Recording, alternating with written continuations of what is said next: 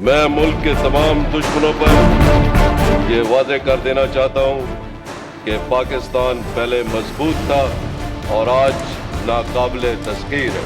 ख़वातीन व हज़रात, कश्मीर हमारी शहराग है और हम तहरीक आज़ादी की हर सतह पर सफारती और इखलाकी मदद जारी रखेंगे।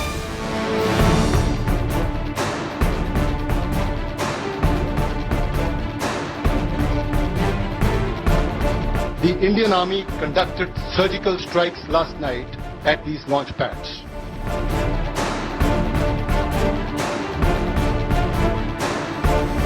तक किसी ने नीचे से ऊपर पैराट्रूपर जाते नहीं देखा, तो वो पैराट्रूपर वापस कैसे चले गए? उसके बाद उन्होंने फिर जब ये झूठ नहीं चले तो उन्होंने कहा हमारी स्पेशल सर्विसेज थी, वो अंदर गई, उन्होंने इन्फिल्ट्रेट किया और ये एक्शन करके वापस आ गए। भाई ये पाकिस्तानी फौज है, ये एलओसी पे बैठे हैं, इधर जितनी यूनिट्स हैं ये अभी वॉर ऑन टेरर लड़के आई हैं।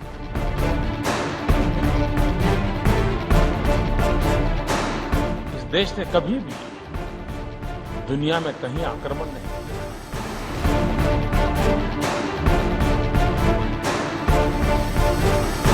The situation today, the way it emerges on our borders, whether west or east, we're keeping a very close eye on this. And the nation must be reassured that in case of any misadventure, we'll respond in a very befitting manner.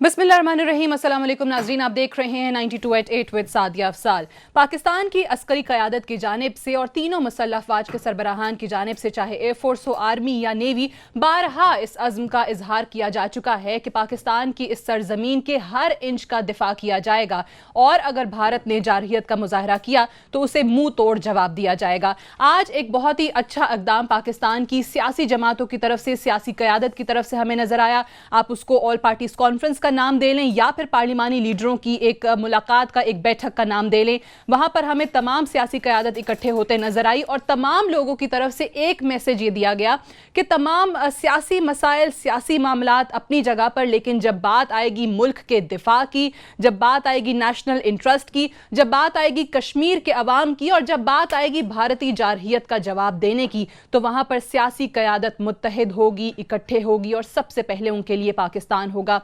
कुछ गिला शिकवा किया लोगों ने इमरान खान साहब से कि वो क्यों नहीं शामिल हुए। शेख रशीद साहब का भी शिकवा आता रहा कि जी मुझे इस कॉन्फ्रेंस में शिरकत की दावत ही नहीं दी गई। उन्होंने कहा कि जमहूरी तकाज़ों के मुनाफी अमल किया गया। लेकिन सबसे बुनियादी चीज़ ये है कि जो जॉइंट कम्युनिके, जो मुश्तरका एलामिया आज हमने देखा है, उसमें तमाम वही चीज़ें हैं जो कि इंडिविजुअल लेवल पर तो तमाम सियासी जमातें कहती आई हैं, लेकिन इस फोरम से यकजुबान होकर ये तमाम चीज़ें कहना इट्सेल्फ एक बड़ी अचीवमेंट थी हमारी सियासी जमातों के लिए। और ख़ासकर वज़ीर आज़म साहब पर यह कहा जाता रहा कि यूनाइटेड नेशन की जनरल असम्बली में भी कश्मीर पर तो ठोस मौक़िफ़ उन्होंने दिया, लेकिन वहाँ पर कुलभूषण यादव के हवाले से बात नहीं की। लेकिन इस मुश्तरका एलामिया में कुलभूषण यादव का और रॉ का जिक्र भी आया और ये तमाम जो भारत इस वक्त कर रहा है जारहियत, उसकी मजम्मत की गई और कश्मीरी अवाम के साथ हर तरह से मुकम्मल जो है वो ताउन की यकीन दहानी भी कराई गई। आज इसी हवाले से एक और अहम विजिट भी हमने देखा। आर्मी चीफ जनरल राहील शरीफ जो हैं वो मंगला स्ट्राइक कोर का उन्होंने दौरा किया और ये जो कोर है ये पाक अफवाज की सबसे बड़ी और सबसे अहम कोर जो है वो तस्वुर की जाती है, जिसका काम जो है वो दुश्मन के इलाके में घुस कर मारना और दुश्मन के लिए एक स्ट्रेटेजिक अहमियत रखने वाले जो इलाके हैं उन पर कब्जा करना भी शामिल है। तो ये काफ़ी अहम विजिट हमने देखा। वहाँ पर भी आर्मी चीफ की तरफ से भारत को दो टोक जो है वो मौक़िफ़ सुनाया गया। एक मौक़िफ़ जो है वो हमारी अफवाज की जानिब से बार बार रखा जा रहा है कि भारत कोई गलती ना करे। दूसरी जानिब अगर भारत में जो बयानात हैं, जो तजादात हैं, वो भी एक्सपोज होते चले जा रहे हैं। कल रात को जिस तरीके से बीएसएफ कैंप पर हमला होता है, वहां पे भी हमने देखा कि मुतज़ाद बयानात आए। ये कहा गया कि 2 लोगों को पकड़ लिया गया है, फिर कहा गया 2 लोगों को मार दिया गया है और फिर भारतीय पुलिस ने खुद ही एतराफ़ कर लिया कि वो लोग जो हैं वो भाग जाने में कामयाब हो गए। और फिर उमर अब्दुल्ला का खुद का भी ट्वीट के उस वैली में लोग जो हैं जिस हमदर्दियां रखते हैं उन फ्रीडम फाइटर्स के साथ, उनके घरों की छतों से जो है वो फायरिंग की गई। तो भारत का एक मुतजाद बयान इस हवाले से भी हमारे सामने आया। और फिर जो अभी आपने शॉर्ट सुना भारतीय वजीर आजम नरेंद्र मोदी का, कि जहां पर उन्होंने कहा कि हमने कभी किसी मुल्क को पर हमला किया ही नहीं है, ये भी एक मुतजाद बयान सामने आ रहा है। और दूसरी जानिब यूनाइटेड नेशन का, अक़वाम मुत्तहिदा को जो मॉनिटरिंग ग्रुप है, जो मुबस्सिरीन हैं, वो भी ये कहते हैं कि जो भारत का क्लेम है सर्जिकल स्ट्राइक्स करने का, वो गलत है, क्योंकि इस किस्म के कोई शवाहिद नहीं मिले हैं। पैमानों का सबसे पहले आपसे तारुफ करवा दूं, मुझे इस्लामाबाद में ज्वाइन कर रहे हैं एहतशामुल हक साहब, सीनियर सहाफ़ी हैं, तज्ज़ियाकार हैं, बहुत शुक्रिया आपकी तशरीफ़ आवरी का। शाह फरमान साहब हमारे साथ मौजूद हैं, सीनियर रहनुमा हैं पाकिस्तान तहरीक इंसाफ के, आपकी तशरीफ़ आवरी का बेहद शुक्रिया। और सेनेटर निहाल हाशमी साहब हमारे साथ मौजूद हैं पाकिस्तान मुस्लिम नवाज़ की जानिब से। लेकिन इन तमाम चीज़ों पर बात करने के लिए सबसे पहले टेलीफोन लाइन पर हमें ज्वाइन कर रहे हैं वफाकी वज़ीर बराए पानी और बिजली और दिफा ख्वाजा मोहम्मद आसिफ साहब। जी अस्सलाम वालेकुम ख्वाजा साहब, बहुत शुक्रिया प्रोग्राम में टाइम देने के लिए। ख्वाजा साहब, सबसे पहले तो ये फरमाइएगा कि आज जिस तरीके से एक बड़ा अच्छा मैसेज जो हमारी सियासी क़यादत की जानिब से दिया गया कि तमाम पार्लिमानी लीडर्स की ये कॉन्फ्रेंस हुई, वहाँ पर मौजूदगी भी थी, एक यूनाइटेड एक नज़र आए तमाम कश्मीर के मामले पर भी और भारतीय जारहियत के मामले पर भी। लेकिन आज पूरा दिन एक सवाल उठता रहा और कल ही से ये चीज़ जो है वो मीडिया में तो आना खैर शुरू हो गई थी, शेख रशीद साहब के गिले कि मुझे नहीं बुलाया गया, जमहूरी तकाज़ों को पूरा नहीं किया गया, और फिर इमरान खान साहब का कॉन्फ्रेंस में शरीक ना होना, इसको आप कैसे देखते हैं? इमरान खान साहब की जो पार्टी है वो they were very well represented जी। शीरी मज़ारी साहिबा थी और शाह महमूद कुरैशी साहब थे, और they fully participated and spoke very well. Qureshi साहब जो है कॉन्फ्रेंस में, बल्कि they contributed substantially in the drafting of the resolution also. Right. तो वो तो मेरा ख्याल है उनकी पार्टिसिपेशन इस तरह तो असफंदियार वली साहब भी तशरीफ नहीं लाए, आजी बलोच साहब थे उनकी जगह, लेकिन Peoples Party was in full force over there, उनकी बड़ी कंस्ट्रक्टिव पार्टिसिपेशन थी उधर, सारी पार्टीज थी, एवरीबॉडी वाज देयर। ठीक है, बट शेख रशीद साहब को तो बुलाया ही नहीं गया। I don't want to even comment that. Okay, अच्छा, ये जो आज हमने देखा है, ये जॉइंट कम्युनिके, ये जो मुश्तरका एलामिया है, इसमें एक तो बहुत अच्छी चीज़ के तमाम सियासी जमातें मुत्तफिक हैं, और फिर इस चीज़ पर भी इसको भी खुशाइंद करार दिया गया कि वज़ीर आज़म साहब से गिला किया जाता था कि जी एक सर्विंग नेवल ऑफिसर, भारतीय नेवल ऑफिसर पकड़ा गया, कुलभूषण यादव, उसके बाद बताया गया कि पूरा रॉ का नेटवर्क जो है वो भी पकड़ा गया, जिक्र नहीं हुआ। लेकिन आज इस जॉइंट कम्युनिके में ये चीज़ आई, तो इसका मतलब है कि सियासी क़यादत में इतना जोर, इतनी जान है कि अगर सब इकट्ठे बैठें तो ये तमाम चीज़ें कर सकते हैं। देखिए, ये मेरा ख्याल है कि ये दिस इज मेरी जो नाक़द है उसके मुताबिक ये कोई इश्यू नहीं है। हमने उनका एक सर्विंग नेवल ऑफिसर पकड़ा है, which is a huge achievement. उससे हमारा ये स्टैंड जो है कि state of India is involve in sponsoring terrorism in Pakistan, वो साबित होती है। तो वो दैट गोज विदाउट सेइंग, लेकिन अगर इस लेवल के ऊपर वो रेजोल्यूशन में मेंशन हो गया है तो that adds emphasis to it. ठीक है, अच्छा, लेकिन अभी जिस तरीके से भारत जो कुछ कर रहा है, और कल रात से भी हम देख रहे हैं कि चंद घंटों के अंदर बार बार सीज़ फायर मुआहदे की खिलाफ वर्जी, बार बार फायरिंग, मोटर्स, ये तमाम चीज़ें, ये आपको क्या नज़र आ रहा है कि ये पीछे बाकायदा कोई प्लानिंग है? अगर देखा जाए तो पूरी एक टाइमलाइन है, बयानात उनके वज़रा के, उनके वज़ीर आज़म के, हैवी वेपनरी का वहाँ पर मूव होना, तमाम चीज़ें, आपको क्या लगता है किसी साजिश के तहत किया जा रहा है पाकिस्तान को बदनाम करने के लिए? देखिए, ये प्लान तो जरूर है, there is a method, definitely a method this madness, and ये सारा कुछ जो है, इसकी जो डेवलपमेंट स्टार्ट हुई जुलाई से,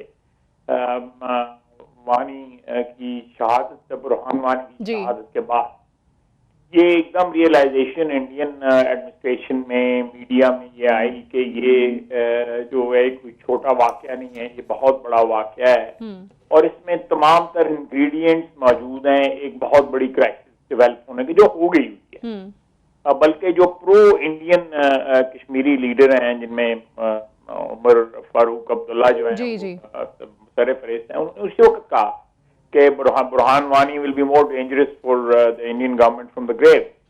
और he'll keep haunting the Indian government. ये उसकी ट्विटर पे उसने ये स्टेटमेंट दी। तो वो चीज जो है जब डेवलप हुई है इनटू ए फुल ब्लोन आजादी की तहरीक, तो उसके बाद इंडिया ने सोचा कि इसके कोई डाइवर्जनरी जो है ना टैक्टिक्स इस्तेमाल करने चाहिए, इसको डिफ्लेक्ट करना चाहिए। उस डिफ्लेक्शन में फिर उड़ी आ गया। पाकिस्तान के खिलाफ एक इंटरनेशनल मीडिया कैंपेन उन्होंने चलानी शुरू कर दी, डिप्लोमेटिक ऑफेंसिव उन्होंने लॉन्च किया। ये सारी और हम जो हमारी जो कमिटमेंट है कश्मीर की आज़ादी की मूवमेंट के साथ के वो हम उनको डिप्लोमेटिक मॉरल पॉलिटिकल फ्रंट के ऊपर हम इमदाद जारी रखेंगे। उसको कंटिन्यू करते हुए प्राइम मिनिस्टर साहब ने जो है एक बड़ा फोर्सफुल एड्रेस जो है वो प्लान किया। ये भी एक उनके लिए खतरा था कि एक आज़ादी की मूवमेंट चल रही है, उसमें तमाम तर जो एविडेंस मौजूद है कि इंतहाई बर्बरियत का जुल्म का जो है जो वहाँ पे किया जा रहा है बच्चों के साथ, और पंजाब जो है पाकिस्तान जो है वो एक इंटरनेशनल फोरम के ऊपर उसका केस प्रेजेंट करेगा। उसको उन्होंने प्रीएम्प्ट करने के लिए जो नहीं हुआ पूरी का वाकया एक स्टेज किया, ऑर्केस्ट्रेट किया उन्होंने खुद जो है। ठीक है। और उसके बाद फिर जो है देन सीरीज के साथ जो है वाकया जो है सर्जिकल स्ट्राइक, जो सो कॉल्ड सर्जिकल स्ट्राइक है वो स्टेज की। अब रात को जो बारामूला वाला पता नहीं वो आपस में एक दूसरे पे फायरिंग करते रहे हैं। पहले कहते हैं बंदे पकड़े गए हैं, फिर कहते हैं बंदे नहीं पकड़े गए। बिल्कुल, उनकी पुलिस ने एतराफ कर दिया कि बंदे भाग गए सारे के सारे। बंदे मर गए हैं, बस 2 लाशें हैं वो हमारे कब्जे में है, फिर कब्जे करने के लाशें गायब हो गई हैं। तो the Indian government is in A complete mess. ठीक है। वो ये क्राइसिस हैंडल नहीं कर पा रहे। ठीक है, बट ख्वाजा साहब अगर देखा जाए आपकी बात ठीक है कि उनके बयानात में हमें तजादात भी नजर आते हैं। बहुत सारी ऐसी चीजें जो बौखलाहट में वो कर रहे हैं, बहुत सारी ऐसी चीजें जो कि अपनी पब्लिक को डोमेस्टिक कंजम्पशन के लिए जिनका इस्तेमाल किया जा रहा है। बट अगर ये तमाम तजादात होने के बावजूद, उनके तमाम झूठा प्रोपेगेंडा होने के बावजूद, मिसाल के तौर पर एक मिसाल देना चाहूंगी कि उरी अटैक के बाद जिस तरीके से हमने देखा कि यूएस की नेशनल सिक्योरिटी एडवाइजर सूजन राइस ने अपने इंडियन काउंटर पार्ट को अजित डोवल को फोन करके ये कहा कि अमेरिका इस मामले पर जो है वो साथ है, इंडिया के मौकफ के साथ है। और बल्कि हमारे अपने मोतबर न्यूज़पेपर्स की हेडलाइंस थी कि जी वजीर आजम साहब से भी कहा गया कि उरी अटैक को कंडेम करे, जो कि उन्होंने नहीं किया। तो यहां पर आपको बाकी दुनिया कहां खड़ी नजर आती है इस मामले पे? देखिए, हमारी जो एक डिप्लोमेटिक फ्रिक्शन जो है वो अमेरिका के साथ कुछ अरसे से चल रही है। हमारा रिलेशनशिप जो है वो एक हाई पॉइंट उसने अचीव किया आज से तकरीबन 1 साल का जो है। उसके बाद सीरीज ऑफ इंसिडेंट होते रहे जिसमें हमें F-16 जो है उसकी ब्लॉक हो गई, एक ब्लॉक हो गई। हमारे साथ उनका एक और सिलसिला चल रहा है कि वो चाहते हैं कि हम कुछ कैप करें अपनी न्यूक्लियर जो वेपन प्रोग्राम जो है उसको कहीं पे कैप करें, उसको ब्लॉक, उसको जो है कहीं पे जो है ना वो कह दें कि भाई ये हम वी हैव डन एनफ और ये इसके बाद हम नहीं बनाएंगे। ये भी उनकी एक डिमांड है। फिर उनकी एक डिमांड है कि जी हक्कानी नेटवर्क, ये मैं उनकी डिमांड बता रहा हूँ, जो मैं अपना नुक्ता नजर नहीं बता रहा, डिमांड बता रहा हूँ। हक्कानी नेटवर्क जो वो हम फॉर्म करते हैं। फिर एक और उनका इशू है जी कि शकील अफरीदी को हमारे हवाले कर, जो है शकील अफरीदी जो है वो हमारा मोहसिन है और उसने हमें उसामा बिन लादेन तक पहुंचाया, उसको हमारे हवाले करो। ठीक है। तो ये इश्यूज हैं जो इरिटेंट्स हैं। हमारा उनके साथ ताल्लुक आज भी बड़ा अच्छा ताल्लुक है, लेकिन इरिटेंट्स हैं हमारे उस ताल्लुक में, और इसकी वजह से जो है वो भारतीय मौकफ के साथ जाया जा रहा है। इसके अलावा और भी फैक्टर्स हैं, these are not the only factors. Bharat एक बहुत बड़ी मार्केट है, उनके वहाँ पे ताल्लुकात हैं, एक ताल्लुकात की तारीख है उनकी भी, और समटाइम्स जो है एक स्टेट के एक्सपेंस पे दूसरी स्टेट के साथ ताल्लुकात नहीं रखे जा सकते हैं। लेकिन प्राइम मिनिस्टर साहब जो 2 दफा वहाँ पे प्रेसिडेंट ओबामा के पास गए हैं, मिले हैं, huge understanding of our point, और हमारी जो कंट्रीब्यूशन है अगेंस्ट वॉर एंड टेरर जो है that is being recognised, internationally being recognised. लेकिन ये डेफिनेटली आपकी बात में इत्तेफाक करता हूँ कि उनका बयान जो है एक आया है सही है, बिल्कुल सही है। अच्छा, अब इसी को आगे बढ़ाते हुए एक और चीज कि जब हम उनके डीजीएमओ का बयान देखते हैं कि जी सर्जिकल स्ट्राइक्स कर दिए, एक झूठा दावा किया जाता है बड़े पुरजोर अंदाज में, आपने, हमारी अस्करी क़यादत ने, सियासी क़यादत ने, तमाम लोगों ने उसको मुस्तरद भी किया।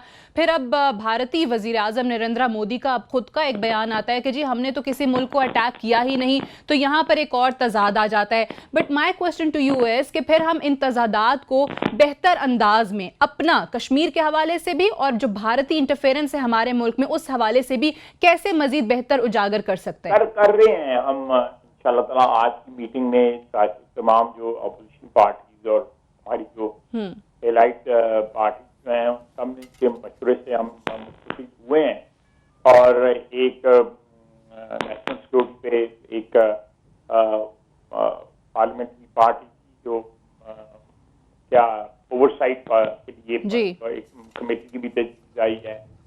तो ये सारी चीजें जो हैं, जो हमारा डिप्लोमेटिक ऑफेंसिव है उसको बेहतर करने के लिए we want to take everybody on board, जिसमें ऑब्वियसली पार्लियामेंट है जो सुप्रीम है, उसमें तमाम पार्टीज हैं जिनका जो इनपुट जो है विल बी एक्सट्रीमली वैल्यूएबल। तो ये सारी चीजें जो है ना हम कर रहे हैं और उसके साथ साथ आप लोग भी आप पॉइंट आउट कर रहे हैं कि भाई ये कमी है, ये शॉर्टकमिंग है। We trying to launch and we have already launched a comprehensive right, क्योंकि तजादात तो उनकी जानिब से काफ़ी सामने आ ही रहे हैं। अब ये जो यूनाइटेड नेशन का मॉनिटरिंग ग्रुप है, जो ऑब्जर्वर ग्रुप है इंडिया और पाकिस्तान का, उसने भी कह दिया कि सर्जिकल स्ट्राइक्स के कोई प्रूफ नहीं मिले। फिर भारत जिस तरीके से जो पाकिस्तानी अफवाज की जानिब से उसको नुकसान उठाना पड़ा है, वो लॉस भी छुपा रहा है। पिछले दिनों DGISPR ने भी ये सवाल उठाया था। एक और सवाल मैं आपसे यहाँ पे, क्योंकि ये पीपल्स पार्टी का 2 दिनों से एक मुतालबा एक सामने आ रहा था मीडिया के तौर पर कि हम इसको टेकअप करेंगे कि कुल वक्ती एक वजीर खारजा आपके पास होना चाहिए। आज की मीटिंग में इस हवाले से कोई बात या कोई मुतालबा उनका सामने आया? कोई बात नहीं की उन्होंने, लेकिन अच्छा। एक Shazia I would like to mention जी कि सरताज साहब एडवाइजर है, एडवाइजर की पोस्ट जो है कॉन्स्टिट्यूशनल पोस्ट जी, वो असेंबली में भी बैठते हैं, सेनेट में भी बैठते हैं और वो कोई ऐसी पोस्ट नहीं है जो हमने इन्वेंट की हुई है। कॉन्स्टिट्यूशन ऑफ पाकिस्तान और उसके तहत वो एक enjoy the rank of full federal minister as advice. तो उसमें जो उसका टाइटल जो है डजंट मेक एनी डिफरेंस। उनकी जो इंटरनेशनल एक रिलेशनशिप है लोगों के साथ ओवर लास्ट 30-40 इयर्स का जो उनका एक्सपीरियंस है, it's very valuable for our country. हमारे जिन जो ममालिक हैं उसमें और इंटरनेशनल उनकी बड़ी इज्जत है, बड़ा एहतराम है लोगों में। इसलिए just for the sake of littling somebody I think it's not good. मैं यहाँ पे एक हिस्टोरिकल बात बताना चाहता हूँ। जी जरूर।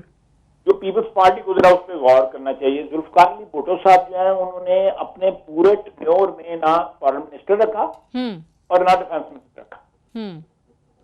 अजीज अहमद साहब एक ब्यूरोक्रेट आपको याद होगा होते थे। जी जी बिल्कुल। वो वहाँ पे मिनिस्टर ऑफ स्टेट के स्टेटस के का था एक रैंक जो है, वो he was not the member of parliament और पोर्टफोलियोज उन्होंने अपने पास रखे, कोई अपॉइंट नहीं किया। If Bhutto could Zulfikar Ali Bhutto, who is a very towering personality, आज भी उनकी लेगेसी जो है जिंदा और पाइंदा है। उनकी पार्टी जो है अल्हम्दुलिल्लाह बिल्कुल जिंदा है, आज भी जिंदा है और एक फेडरल पार्टी है, एक सूबे में उनकी हुकूमत है। ठीक है। अगर इफ ही कुड अगर ये बहस की जाए तो ये बहस के ऊपर ये आर्गुमेंट सही है। चले for the sake of argument आप कहते हैं कि ये तमाम चीजें जो है फिर मजीद भी बढ़ सकती हैं, बट आप कहते हैं कि इसकी कोई खास जरूरत है नहीं। सरताज अजीज साहब जो है वो काम कर रहे हैं, हो भी सकता है, लेकिन इससे कोई कमी नहीं वाक़या हो रही। तो हमारे जो डिप्लोमेटिक फ्रंट के ऊपर जो है हमारी जंग में जो है उसमें कोई कमी उसमें कोई हमें अल्हम्दुलिल्लाह कोई नुकसान नहीं है। ठीक है, बहुत बहुत शुक्रिया। ख्वाजा मोहम्मद आसिफ साहब वफाकी वजीर बराए पानी और बिजली और दिफा हमसे बात कर रहे थे। एक ब्रेक लेंगे यहाँ पे और ब्रेक से वापस आएंगे तो स्टूडियो में जो हमारे पास मेहमान मौजूद हैं उनसे डिस्कशन का आगाज करेंगे। Stay tuned.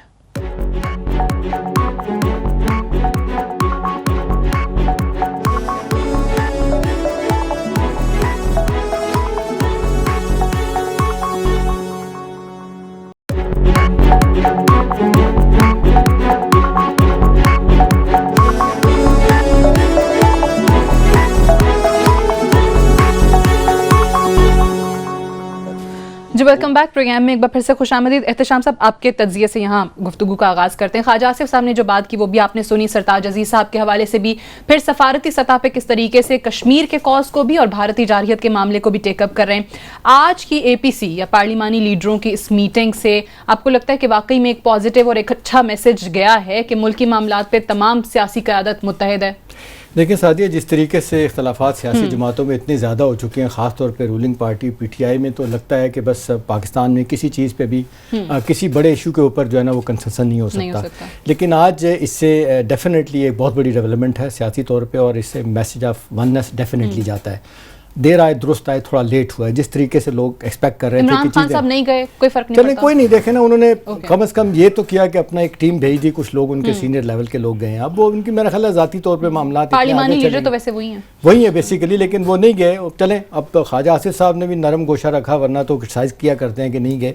लेकिन बहरहाल चलेंगे, एक मैसेज तो चला गया कि जी सारी पॉलिटिकल पार्टीज एक पेज पे। और फिर ये जनरल ईल का जिक्र किया आपने, वहाँ पे मंगला जाना, ये मेरा ख्याल है पॉलिटिकल और मिलिट्री लेवल पे एक मैसेज बड़ा स्ट्रॉन्ग गया है दुनिया में कि भाई यहाँ पे लोग कहते हैं कि अब दे मीन बिजनेस। अब इस तरीके से पाकिस्तान को हम नहीं किया जा सकता जिस तरीके से पाकिस्तान के खिलाफ बात साइमल्टेनियसली कि एक तरफ आपकी सियासी क़यादत और दूसरी तरफ आपका आर्मी चीफ जो है वो मंगला स्ट्राइक कोर का विजिट कर रहे हैं। यहाँ तक तो ठीक है, लेकिन आगे मेरा ख्याल है बहुत कुछ करने की ज़रूरत है। एक मेजर डिप्लोमेटिक इनिशिएटिव की ज़रूरत है। अब देखें ना, UN में जो एक सबसे अहम बात है कश्मीर के हवाले से कि वो लिस्ट ऑफ कंसर्न से उन्होंने कश्मीर को निकाल दिया। अब इसके लिए अब क्या तरीक़ाकार इख्तियार करेंगे? अब देखें ना, ठीक है, प्राइम मिनिस्टर ने तकरीर की, कुछ लोगों ने क्रिटिसाइज़ किया, मेरे ख्याल में तकरीर थी, उसके बाद फिर राइट ऑफ रिप्लाई में मलिया लोधी ने बहुत सारी बातों का जवाब दे दिया, कलभूषण के हवाले से, बलूचिस्तान में मुदाखलत के हवाले से, रॉ के हवाले से। लेकिन मेरा ख्याल है जिस तरीके से चीज़ें शेप अप तेज़ी से हो रही हैं, हम बहुत पीछे रह रहे हैं। हमें ज़रूरत है कि फौरी तौर पर कुछ स्ट्रेटजी बनाएं और अब देखें ना, पिछले दिनों जो तय हुआ था प्राइम मिनिस्टर साहब के मिलने के बाद कि पोलिटिकल लोग जो है ना वो डेलीगेशन लेके जाएंगे, हम वहाँ से अंदर से तलात आएंगे जी हर बंदे ने कहा मेरी मर्जी का टूर दे दें। एजाज साहब ने कमेटी बनाने की बात तो हुई कहा है कि मुझे ब्रसेल्स जाना है, उन्होंने वहाँ पे हेड बना के, लेकिन वो सैर सपाटे के अलावा कुछ और नजर नहीं आई जो पहले। लेकिन अब तो कुछ चीज़ें हमें जो है ना बाई डिफ़ॉल्ट मिल गई। अब जिस तरीके से चाइना की हमें सपोर्ट मिली है, रशिया की बड़ी सपोर्ट मिली है, इन हालात में जॉइंट एक्सरसाइजेज करना, वो भी गिलगित बल्तिस्तान में जाके रशिया की तरफ से, जो जिसको कहते हैं जी हिंदुस्तान के हमारा इलाका है, तो मेरा ख्याल है इससे लग रहा है कि भी अब हम जिस तरह आइसोलेशन की तरफ हमें ले जाने की कोशिश की जा रही थी ऐसी नहीं है। लेकिन अभी भी लोग डिमांड कर रहे हैं कि जिस तरह OIC में जाना चाहिए, यूरोपियन यूनियन में जाना चाहिए, अमेरिका में जाना चाहिए। हमारे वहाँ पे कोई लोग हैं ही नहीं। इस हवाले से क्या करने की ज़रूरत है? मेरा ख्याल है बहुत जल्दी करने की ज़रूरत है चीज़ों को आगे बढ़ाने की। शाह फरमान साहब, इस पे ये जो खासकर इन्होंने अक़वाम मुत्तहिदा का कहा कि यूनाइटेड नेशन की जो लिस्ट ऑफ कंसर्न्स है उसमें से कश्मीर को निकाल दिया गया है। अब उसी मसले पर हम इतनी बात कर रहे हैं, उसी मसले को टेकअप कर रहे हैं, उसी मसले पर हमारे वज़ीर आज़म ने जनरल असम्बली में खिताब भी किया। आपको क्या लगता है कि इन तमाम सफारती कोशिशों से आने वाले दिनों में कोई फ़र्क देखेंगे हम? देखिए, सबसे पहले तो आपने जो बात की यूनिटी की, जो APC हुई और उसके अंदर, ये बिल्कुल कोई न्यूज़ नहीं है।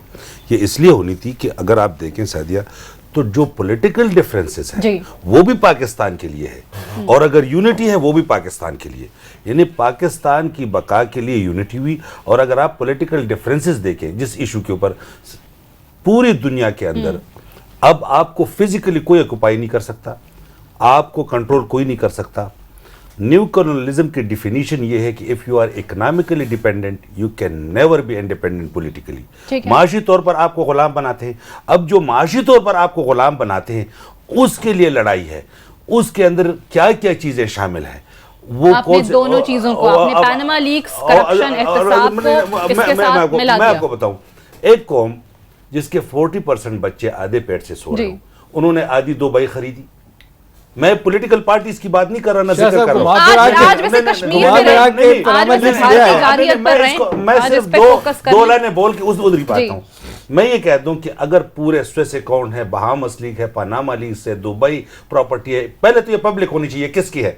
यानी पाकिस्तानियों ने आधी दुबई खरीदी, लोग भूख से मर रहे हैं। जब आपका ये पैसा मुल्क के अंदर आएगा, मैं आपको बताऊं, ये अमीर तरीन मुल्क है।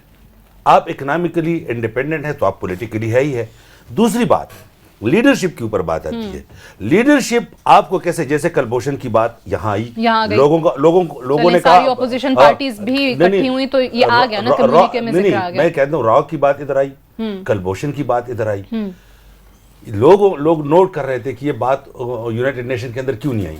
अब ये एक सवाल जहन में आता है, जब आपका पर्सनल स्टेक ना हो, जब आपकी जाती कमजोरी ना हो, मैं आपको बता दूं सादिया, सिंपली मैं बड़ा आसान अल्फाज में कहता हूं, अगर मेरे बरतानिया में 10,000 पाउंड पड़े हो, 10 लाख पाउंड पड़े, 10 करोड़ पाउंड पड़े हो, मुझे उसकी फिक्र पहले होगी, फिर पाकिस्तान की होगी। चलें, लीडरशिप की बात की, लीडरशिप के हवाले से, क्योंकि वो अकाउंटेबिलिटी और करप्शन चलें अपनी जगह है, लेकिन आज यहाँ पे इस मामले के हवाले से तमाम आपकी कमजोरी नहीं है, नहीं अगर आपकी कमजोरी नहीं है तो फिर आप ये भी मनवा लेंगे, करवा लेंगे। मैं ये कहता हूं, एक ब्रेक ले लूं, कोई भी प्राइम मिनिस्टर पाकिस्तान का हो, उसके लिए कोई मसला नहीं है इंडिया को सबक सिखाने का, अगर उसकी जाती कमजोरी नहीं है। चलें, जाती कमजोरी वजीर आजम साहब की क्या है, शाह फरमान साहब जिसकी जानिब इशारा कर रहे हैं, इसका जवाब निहाल हाशमी साहब से लेते हैं एक वक्फे के बाद।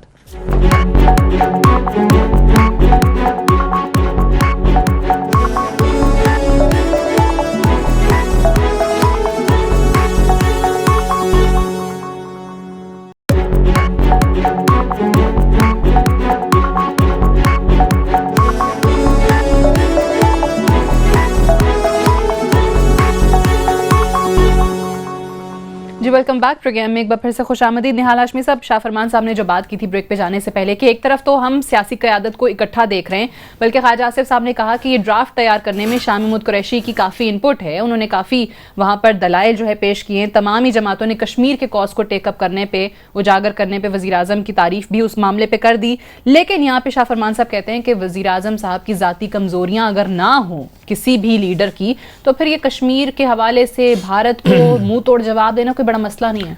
बिस्मिल्लाहिर्रहमानिर्रहीम। सारिया, दो और चीज़ें पे बात हुई। मैं अप्रिशिएट करता हूँ शाह महमूद कुरैशी साहब को, उनकी एक vast experience as a parliamentarian, as a diplomat.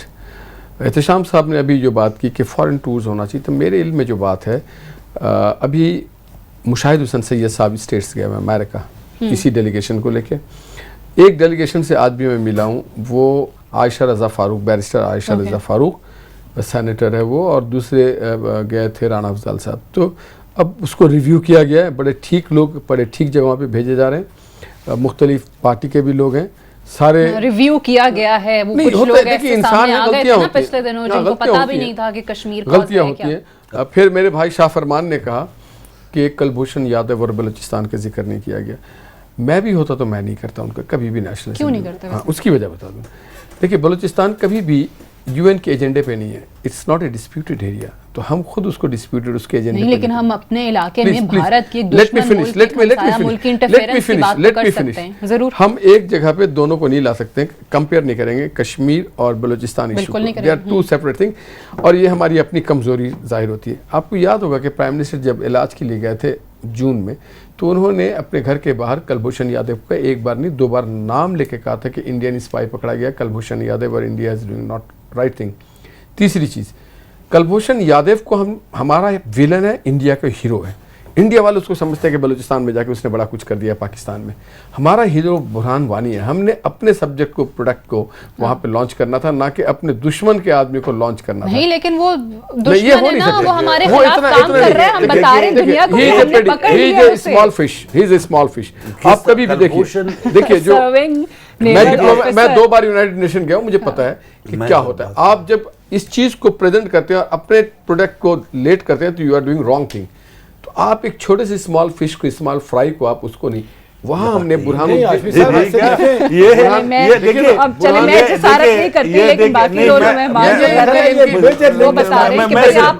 दुश्मन को बेनकाब करना है ना कि पकड़ा है आपने, सिर्फ वहाँ पे बलूचिस्तान या इंडिया का मसला नहीं गए थे, हम वहाँ पे इस्टेब्लिश करने गए थे कि इंडिया पैलेट बुलेट से क्या कुछ कर रहा है। हम ये इस्टेब्लिश करने गए थे, हमारे मुल्क में किसको भिजवा रहा है, रॉ के जरिए क्या करवा रहा है। एक मिनट अगर मुझे फिनिश करने दे। हमने ये बात इस्टेब्लिश भी कर दिया कि ये क्रॉस बॉर्डर इंडियन मूवमेंट नहीं है, Kashmiri movement, it is an indigenous movement. और उसी हवाले से बुरहान वानी जो है, he is an icon for the youth. और वहाँ पे हमने एक और बात की कि औरत और बच्चे रोजाना सुबह निकलते हैं अपने आज़ादी के लिए, तो वो तो है, बिल्कुल सही है। तो nobody is asking you to compare Balochistan with Kashmir, but statesman को क्या कहा जाता है? कई लोगों ने कहा नवाज शरीफ साहब ने, चलें शाह फरमान साहब कह लें कुछ, फिर मैं एहतशाम साहब। ये एक नेवल ऑफिसर जिसका ग्रेड क्या है या वो तनख्वाह कितना लेता है, स्मॉल फ्राई, ये नहीं है।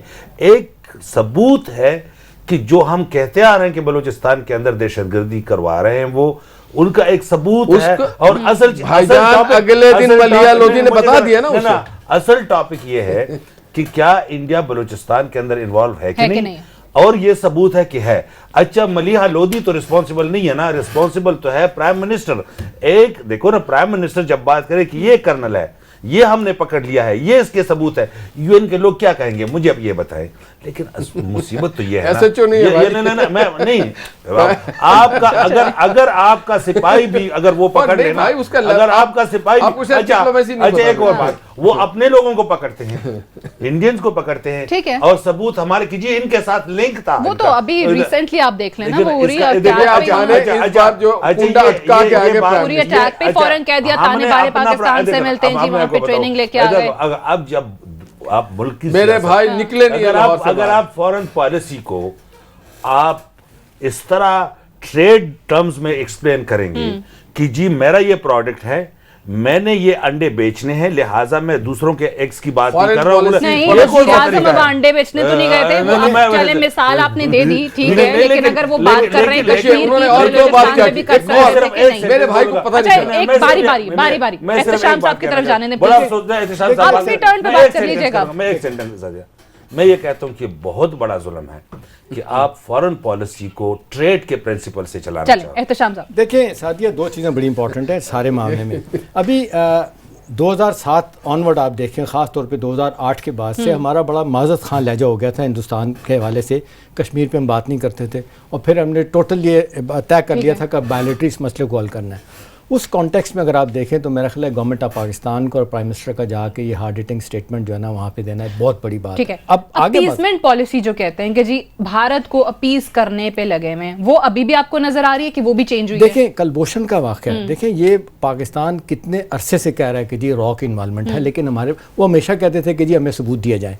अब जिस तरीके से ईरान से हो के वो बंदा यहाँ पे आया, पकड़ा गया, आज ईरान का फॉरेन ऑफिस भी माजद खान लहजा इख्तियार किया हुआ है कि जी उन पर भी बात आ रही है। इंडिया की तरफ से कोई बड़ी बात नहीं की गई, कोई डिनाइल नहीं आया इस हवाले से कि जी हमारा बंदा नहीं है। आमतौर पे तो आप देख लें फौरन डिसोसिएट करते हैं। साहब कहते हैं कि वो जरूरी नहीं था उसका जिक्र करना। नहीं देखें ना, उनका आर्गुमेंट आपने सुन लिया, उन्होंने कहा कि कश्मीर मुकम्मल करना बलूचिस्तान की बात ही नहीं करनी। देखिए बात यह है कि अब इस वक्त टिट फॉर टैट की जरूरत थी। जिस तरीके से हिंदुस्तान का सारा मीडिया, उनकी सिविल सोसाइटी और पूरा उनका फॉरेन ऑफिस, उस पॉलिटिशियन एक होकर पाकिस्तान के पीछे पड़े हुए हैं, जिस अंदाज से आपने देखें जो सुषमा स्वराज ने तकरीर की थी, उसके बाद इतनी मेरा ख्याल है गंदी तकरीर मैं तो कहूँगा पाकिस्तान के खिलाफ शायद कभी नहीं हुई। राइट ऑफ रिप्लाई बहुत अच्छा आया मलिया लोधी की तरफ से। असल में प्राइम मिनिस्टर से लोग बहुत ज़्यादा एक्सपेक्ट करते हैं चीज़ें। अब कलभूषण का हवाला हो, बलूचिस्तान का, माजत के साथ ये कहना है कि जी बलूचिस्तान का जिक्र ही नहीं करना चाहिए था। देखें आज ये जब से नरेंद्र मोदी ने बलूचिस्तान का जिक्र किया है, कंडमनेशन अक्रॉस द बोर्ड उनको मिल रही है। स्टेट डिपार्टमेंट भी उनको कह रहा गलत किया है, चाइना ने कहा गलत कर रहे हैं, यूरोपियन यूनियन वालों ने उनको कहा गलत कर रहे हैं। उनके अंदर अपने आप देख लें कि जो वहाँ पे सिविल सोसाइटी है, लोग हैं। मैं अगले दिन CNN पे इंटरव्यू देख रहा था, अरुणधति राय जो है उनकी बहुत बड़ी इंटेलेक्चुअल है, राइटर है, वो कहती है हमें कश्मीर को आज़ाद नहीं करना, बल्कि वो कह रहे हैं हमें कश्मीर से आज़ादी लेनी चाहिए, हमें जान छुड़ानी चाहिए। फिर आज गार्डियन की बड़ी इंपॉर्टेंट स्टोरी है जिसमें हिंदुस्तान के खिलाफ उन्होंने कहा है कि 40 करोड़ अकलियतों के खिलाफ हिंदुस्तान काम कर रहा है। तो मेरा ख्याल हमें बाय डिफॉल्ट बहुत सारी चीज़ें मिली हैं। असल चीज़ ये है कि अब हमें फॉरेन ऑफिस लेवल पे हमें एक बड़ा इनिशिएटिव लेना पड़ेगा, पुरानी बातें छोड़ देनी चाहिए। वो जो जवाब है हाशमी साहब, अगर देखा जाए वो तो इटसेल्फ बन रहा है कि एक बड़े तवील अरसे के बाद जो कश्मीर के अंदर जिस तरीके से अपराइजिंग हमें नजर आ रही है, वो जाहिर है क्रेडिट उन्हीं को जाता है, कश्मीरी आवाम को जाता है, वो जो कश्मीरी जवान फाइट कर रहे हैं। अब कल रात का जो BSF का है, उमर अब्दुल्ला ने जिस तरीके से ट्वीट किया, और वहां पर उस वैली के अंदर सिंपैथाइजर्स, उनके घरों की छतों से फायरिंग हुई है उस कैंप के ऊपर। तो न जाने वो कब से रह रहे थे, यानी एक जवाब तो उन्होंने खुद अपनी कुर्बानियां दे देकर पेश कर दिया। अब हम उसको कितने बेहतर अंदाज में आगे लेकर जाते हैं, सारी जिम्मेदारी 20 करोड़ लोग हैं पाकिस्तान के, हर आदमी की अपनी सोच है कि प्राइम मिनिस्टर को इस अंदाज में, मेरे अंदाज में बोलना चाहिए था, मगर प्राइम मिनिस्टर को उसी अंदाज में बोलना होता है जो स्टेटमैनशिप है। हम सिर्फ वहाँ पे कश्मीर के लिए नहीं गए थे, जनरल असेंबली था, उसमें आपने देखिए प्राइम मिनिस्टर ने बड़ी स्मार्टली ये कहा कि हम प्रोग्रेस कर रहे हैं इकोनॉमिकली, ताकि इन्वेस्टर्स आना रुक ना जाए। सुषमा स्वराज ने पाकिस्तान के अलावा कोई बात नहीं की। आप ये देखिए, अगर आप मुझे देखिए ना, अगर सुषमा स्वराज की एक तरफ हमें अपनी क्या बात करनी, तो हमने ये कहा कि हम राइजिंग हैं, हम बिजनेस फ्रेंडली कंट्री हैं, हमें बिजनेस चाहिए, तरक्की चाहिए और हमारी इकोनॉमी ग्रो कर रही है, इंफ्रास्ट्रक्चर डेवलपमेंट, और बावजूद इसके कि 30 लाख अफगान महाजरीन हमारे पास हैं। उसमें 2 मैसेज था। यूरोप को हमने बताया कि आप 1 लाख महाजरीन 1000 लेते हुए आपकी खौफ आ रहा होता है, और हम 30 लाख को 30 साल 40 साल से रखे हुए। एक तो हमारी इकोनॉमी पे भी ये बोझ है, this war is because of you, west Afghan की वॉर। दूसरा, हमारे मुल्क इंडिया यही चाहता है कि हम एक दहशत और एक जंग ज़्यादा मुल्क है और हमारे पास कोई कारोबार करने ना है, तो हमने कहा हम बड़े पीसफुल लोग हैं। नहीं, बट अब इंडिया जो आपको जवाब खुद दे रहा है, मतलब जिस तरह पानी बंद करने की कभी धमकी आती है, अब आप आइए, कभी वो सार कॉन्फ्रेंस से जान छुड़ा के भाग जाते हैं, बहुत सारी चीजें बन रही हैं, फिर responsibility lies on your shoulder ना कि आप उसको कैसे अच्छे तरीके डे से बाय डे take up कर सकते हैं। एक्सपोज हो रहा है। आपको बताऊं, इंडिया में एक बंदा है कन्हैया कुमार, जवाहरलाल नेहरू यूनिवर्सिटी का प्रेसिडेंट है यूनियन का, उसने कश्मीर की आज़ादी की बात की थी, उसको ले जाके बंद भी कर दिया। एहतशाम भाई उसे जानते होंगे, बड़ा मारा पीटा। फिर वही कन्हैया लाल बॉम्बे चला गया जब दलित की बात हुई वहां। तो हिंदुस्तान में कई मूवमेंट चल रहे हैं अपने, जिससे हमें फॉलो कर रहे हैं, और एक बार अगर हमने उनके पेनिट्रेट कर लिया उनके अंदर, तो आप देखिएगा बड़ा कोई फर्क पड़ेगा। मगर हमें अब आपने वही बात कर दी कि आप उनके केस की बात कर रहे हैं, आपने पहले इसी को डिनाई किया था कि हमें दुनिया में गुंडे और बदमाश के तौर पे नहीं जाना है, एक पीसफुल नेशन के तौर पे जाना है, जहाँ पे कारोबार किया जाता है, जहाँ पे पुरअमन है। बात है गवर्नमेंट की, मैं ये गवर्नमेंट ये कह रही है कि 17 लाख लोगों की जानों का कुर्बानी हमने दिया। जब मेरी बारी आती है तो हर जगह मैं आपकी बारी पर बिल्कुल ब्रेक पे नहीं जाती, मुझे बताया जाता है कि ब्रेक का टाइम हो गया। मैं सिर्फ इतना बता दूं कि गवर्नमेंट को मैं इसलिए अप्रिशिएट करता हूं कि अगर जो बात वो कहना नहीं चाहते, कह नहीं सकते, अगर उनकी कोई मजबूरी है तो कम से कम ये तरीका भी ठीक है कि एपीसी बुला के कही जाए। देखो एपीसी बुला के कह दी, मतलब अगर खुद से नहीं कह सकते। मैं सिर्फ एक बात, हाशमी साहब, मैं भूल क्यों गया कि प्राइम मिनिस्टर ने 6 महीने पहले कुलभूषण यादव का नाम 2 बार ले लिया। अच्छा, मैं सिर्फ ये नहीं, एहतशाम साहब बैठे हुए, उनके कमेंट्स नहीं। चलिए आइए, आपको शर्त लगा लीजिए। 2 बार उन्होंने कहा है कुलभूषण यादव को पकड़ा है। लोगों के जहन में जो सवाल उठता है कि एक बंदा ये ट्रेड की बड़ी बात की, मुझे लोग बात है कि वहाँ का एक दुश्मन मुल्क का वज़ीर आज़म आपके खिलाफ जहर उगलता है और हमारे वज़ीरा ठीक है जवाब देते होंगे, लेकिन क्या उस वज़ीर आज़म का जवाब हमारे वज़ीर आज़म को नहीं देना चाहिए? आप कुलभूषण और वज़ीर आज़म मैं कुलभूषण और वज़ीर आज़म को एक पे नहीं कर रही, मैं उधर के वज़ीर आज़म और वज़ीर आज़म मुझे जरा बोलने दीजिए। एक बंदा, लोगों के जहन में ये बात आती है, एक बंदा जो कारोबारी है जिसका नाम जिंदाल है, वो प्राइम मिनिस्टर के पास आ जाते हैं, सालगिरह मना लेते हैं, वो चले जाते हैं। हफ्ते बाद अब पठानकोट का मैंने पठानकोट की बात हो जाती है, दुश्मनी में किसी भी हद तक जा सकते हैं। मैं फ्रेंड्स की बात कर रहा हूं कि मुझे बताओ कि अगर करेंगे शाफरमान साहब से भी और एहतशाम साहब से भी right after this short break.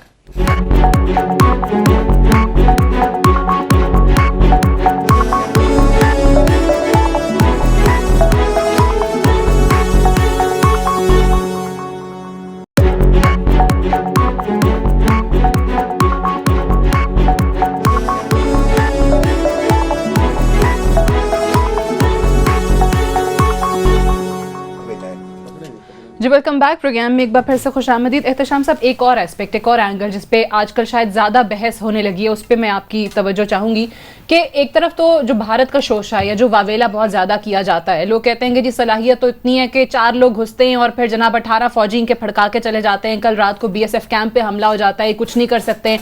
और फिर दूसरी तरफ हमारे हवाले से लोग ये सवाल करते हैं कि why are we only reactive, हम डिफेंसिव क्यों हैं? मतलब वहाँ से गोला आता है तो फिर आपने रिएक्शन में उन्हें वापस गोला फेंकना है। तो इस वाली पॉलिसी को आप किस तरीके से देख रहे हैं? देखें सादिया, बहुत अरसे से लोग कह रहे हैं कि हमारा फॉरेन ऑफिस जो है ना वो बहुत डॉर्मेंट डिसफंक्शनल हो चुका है, हमें बहुत एग्रेसिव फॉरेन पॉलिसी की ज़रूरत है। अभी देखें 4-3 साल हो गए हैं, आज भी आप देख लें कहीं ना कहीं अखबार में आप सरताजी साहब और फातमी साहब के इख्तलाफात और पावर्स की बात होती है, किन के इख्तियारात हैं किन के नहीं। वैसे वो ख्वाजा आसिफ साहब ने भी बात कर दी कि भुट्टो साहब के दौर में भी देखिए ना कोई वजीर दिफा था, ये कोई आर्गूमेंट नहीं है, ना कोई वजीर खारजा था। अब देखें भुट्टो साहब से मुकाबला कोई नहीं कर सकता, उनसे लाख इख्तलाफ करें, लेकिन भुट्टो साहब जो है ना बहुत बड़ी पर्सनैलिटी थे, उनको पता था फॉरेन ऑफिस को कैसे डील करना है, क्या उन्होंने डायरेक्टिव देने हैं, वो अपना काम बहुत अच्छे तरीके से चला लेते हैं। यहाँ पे हमें फुल टाइम फॉरेन मिनिस्टर की ज़रूरत है, चाहे कोई भी वजह है। अभी आप देख लेना ये रिसेंटली क्या हुआ, सार्क समिट से जब हिंदुस्तान ने कहा कि हम नहीं आ रहे, उसके बाद हमने इंतज़ार किया, जो आप बात कर रही थी ना अभी रिएक्टिव, हमने इंतज़ार किया कि 4 बाकी मुल्क भी, बांग्लादेश, अफगानिस्तान इनकार करें तो फिर हम जवाब दें। होना ही चाहिए था कि हिंदुस्तान ने जब कहा कि हम नहीं आ रहे तो हमें फ़ौरन इसको पोस्टपोन कर देना चाहिए था। वैसे भी सताई साहब भी कह रहे हैं कि जी एक मेंबर अगर ना आए तो कॉन्फ्रेंस नहीं हो सकती, सबमिट नहीं हो सकती। तो ये है कि हमें एग्रेसिव फॉरेन पॉलिसी बनाने की ज़रूरत है। फॉरेन ऑफिस जो है डोरमेंट है, डिसफंक्शनल है, वहाँ पे हमें लोगों को बताना होगा कि आप तो अगेन वज़ीर ख़ारजा इस मुल्क के वज़ीर आज़म हैं और वहाँ से एग्रेसिव फॉरेन पॉलिसी आपको नजर आ रही है। पाकिस्तानियों को ये पता है कि अफगानिस्तान के अंदर इंडिया के 29 कॉन्सुलेट्स हैं और वो उधर किस किस चीजों में मसरूफ है, किसी को नहीं पता, किसी को। अच्छा वो क्यों वो वहाँ 29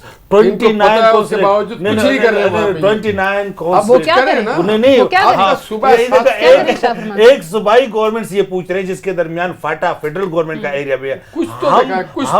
हमने तो बहुत कुछ किया और मैं जरा मुझे फॉरेन पॉलिसी किसी को ये नहीं पता, किसी को ये नहीं पता आप फॉरेन पॉलिसी इंडिया वाले अफगानिस्तान के अंदर क्या कर रहे हैं। अब आर्मी फ्रस्ट्रेटेड नहीं, मुझे ये जरा रिक्वेस्ट करता हूँ, आर्मी रिएक्टिव नहीं होगी अगर आप खुद रिएक्शन शो करें।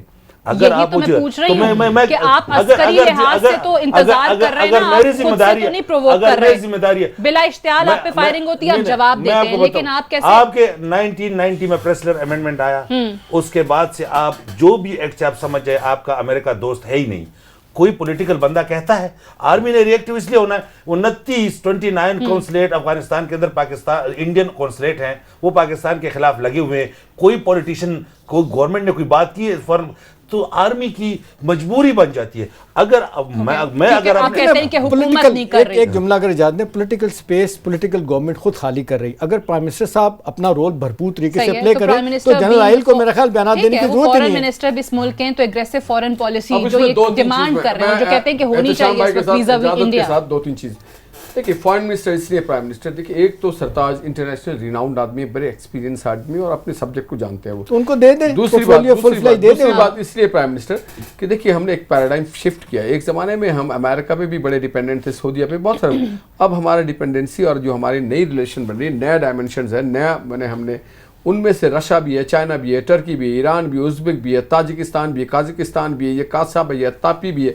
उसके अलावा हमने जर्मनी की तरफ हमने शिफ्ट किया, श्रीलंका के साथ। तो आपकी अपनी जमात का फॉरेन मिनिस्टर एक फुल फ्लेज्ड फॉरेन मिनिस्टर बना देने से दूसरे मेरे भाई ने जो बातें की ये बात ठीक है, सबको पता है 29 इंडियन एम्बेसीज हैं वहाँ पे, कौंसल जनरल, मगर ये सारी मेहरबानियां मुशर्रफ के दौर की, फौजी आमरीत के दौर की मेहरबानियां थी, जब उन्होंने कहा था whether you are with us और नॉट विद। हमें तो आए भी 3 साल हुए अभी, तो क्या हमने नया डेमोनेशन ना जो डिफेंस मिनिस्टर को चाहिए बाहर जाके लोगों को मिले, बात करें, वो नहीं जा रहे तो राज शरीफ को जाना पड़ रहा है। प्राइम मिनिस्टर कर रहे हैं जो करना है। देखिए फॉरेन मिनिस्टर हैं, डिफेंस मिनिस्टर रेगुलरली आके बयान दे रहे हैं और बड़े मजबूती से बयान दे रहे हैं। आर्मी चीफ मिनिस्टर दे रहे हैं। देखिए हर आदमी, हम प्राइम मिनिस्टर सिर्फ हर बात नहीं करते हैं, कलेक्टिव रिस्पांसिबिलिटी और करने भी नहीं देते मिनिस्टर की। करने भी नहीं देते,